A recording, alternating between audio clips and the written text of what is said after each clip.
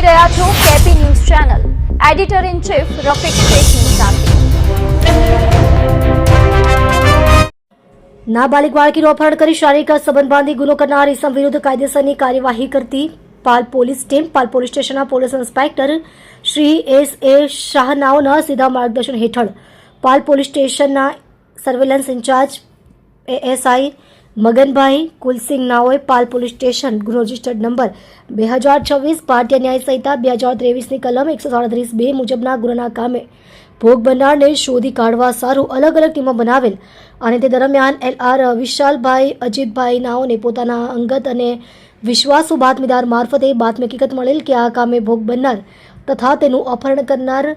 રૂંઢી ફળિયું થેરકા ગામ ચાલોદ દાહોદ ખાતે છે, જેથી તેઓનો ફોન ઉપર સંપર્ક કરી તેઓને તેના પાલ પોલીસ સ્ટેશન ખાતે હાજર થવા સારું સમજ કરતા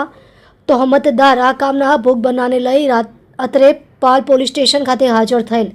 અને તહોમતદાર નાઓએ ભોગ બનનાર સાથે શરીર સંબંધ બાંધેલ હોય, જેથી સદર ગુનાના કામે ભારતીય ન્યાય સંહિતા 2023ની કલમ 87, 64(2) I, 65(1) તથા જાતીય ગુનાઓ સામે બાળકોને રક્ષણ આપતું અધિનિયમ 2012ની કલમ 3A,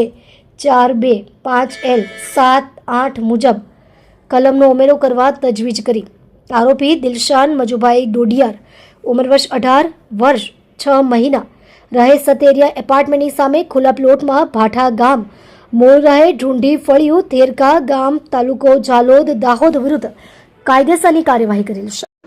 તમે જોઈ રહ્યા છો કેપી ન્યૂઝ ચેનલ રફીક શેખની સાથે.